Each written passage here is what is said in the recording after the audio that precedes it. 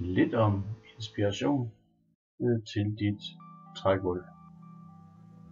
Har du et gammelt og slidt trægulv, som du ønsker frisket op, så få lidt inspiration her. Vi viser et lyse og lille trægulv, som er blevet afslebet